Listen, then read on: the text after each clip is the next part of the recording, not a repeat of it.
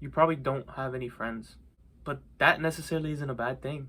Many people would think that being friends would equate to going on vacation, smoking weed, going to parties, and just drinking together. But that really doesn't. And I know it sounds a lot to take in, a lot to grasp, and you would think that going on vacation and laughing together and sharing a lot of good, fond memories would make you good friends.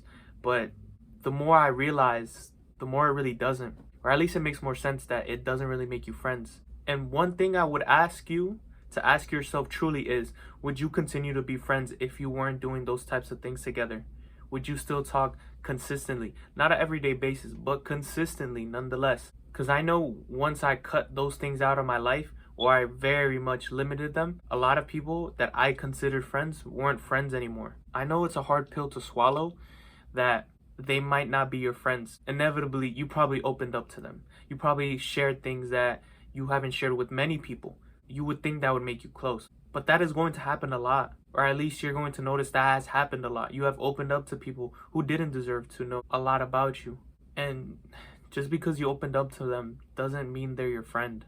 Therapists exist. Therapists sit there to listen to your problems, but that doesn't mean they're your friend. So it makes you think just because you open up to somebody else, they're automatically your friend. Sure, it does take some type of vulnerability and some type of like connection for you to open up. But sometimes people misconstrue the idea that because they opened up and because they built this good connection with the other person, then that makes them friends. When in reality, you probably just felt really lonely and really depressed with yourself that you had to open up, which isn't necessarily a bad thing. The bad thing is you then label them as a friend when they just so happen to be there at the right place at the right time, or should I say the wrong place at the wrong time, when you decided to open up. This is way more common than you think it is. And I say this because I've went through these experiences. I went through all the hardships when it came to just finding who my friends really are. And I know I talked about weed, partying, and smoking and drinking, but also I feel like we should mention playing video games. Video games in itself are very much a drug and it's very addictive. A lot of people think they're friends because they play video games together when it's like you guys are not friends with each other, you are friends with the drug. So what now? You're probably like questioning on what should I do or how do I move on if you finally accept the fact that those people in your life are probably not your friends. Realize you're gonna go on this journey alone, especially when it comes to like self-improvement and you finally decide to take the initiative to then make a change in your life. Get your money up, go to the gym, start taking care of your health, prioritize your mental health, and also start building a foundation of morals and beliefs that you are willing to stand by. But in order to do that, you're probably gonna have to go by yourself for like a while. Minimum, probably like 6 months. Minimum. To find out who you really are. And it's gonna be lonely. I'm not saying it's gonna be easy. It's gonna take some time because you're essentially accustomed and used to being surrounded by people or people you would think are your friends. As well as you'll find the benefits of doing this. You'll learn how to love yourself. You'll learn how to live by yourself. You wouldn't be dependent on anybody else for your own happiness. Also, after you do finally decide to improve on yourself and you take that time to yourself, you're going to notice a lot of people are going to call you out on it in terms of calling you Hollywood or calling you fake, when in reality you just took time to improve yourself as an individual, and there's nothing wrong with that. And your real friends, they will see that. The people who you want to be surrounded by are the ones constantly improving on themselves, wanting better at their life. People only get offended when you do that is because they're not really doing anything with themselves. People that want to hang out till 3 in the morning. People who drink and get high in order to cope whatever they're going through. If anything, it's helping you. It's benefiting you. You're going to weed out all the people that you don't need in your life. And it's such a hard habit to break. I know it is.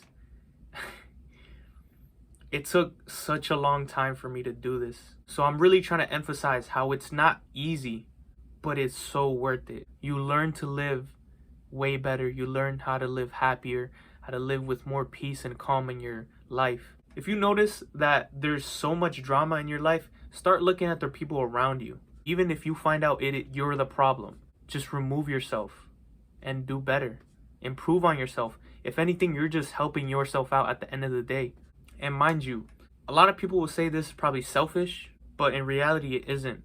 Because you doing all this, you taking the time out of your day and every day working on yourself, so then your future self will reap those benefits. Not you right now. Because right now, it is hard because you're probably stuck in that habit of instant gratification. And you're not in that mindset of delayed gratification, which is just essentially that you will wait out today, you'll grind out today, this week, for a better next week, for a better month next month. That's all that means. So things I would really recommend for you to start doing is journal, build a foundation of set of the core beliefs, as well as start meditating and start taking care of your mental health and physical health. So like go to the gym, groom yourself every day, make sure you're not dirty walking around.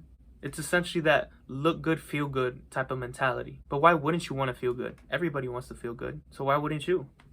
The one thing I really want to emphasize as well is don't try to live this loner wolf type of life.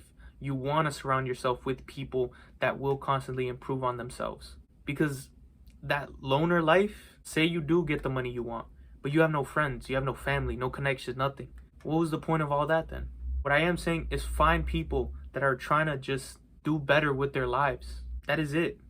But yet, that's such a high bar of expectation for a lot of people that it's ludicrous to think. And another thing too, I wanted to mention how I don't really go out here calling anybody a friend, and I don't think you should either, because then that puts a certain level of expectation out of that person. Because you label them as a friend, now you expect some type of connection, or at least bare minimum. And then when they don't meet that, you get disappointed. Then you go out there talking about people are fake and, you know, people double cross you or do you dirty. But in reality, you put that expectation on the other person when you didn't see from what it actually is. A lot of people do a bunch of what ifs instead of what is. So I really think you should learn how to tell the difference and stop trying to warp reality into what you want. Sometimes you got to look at it for what it is and then move accordingly. You can never control what another person does, but you can always control what you do. Always control how you react. I think that's it for today, man. I just set out my piece. Hope you guys liked this video. I'll see you guys in the next one. Have a blessed day.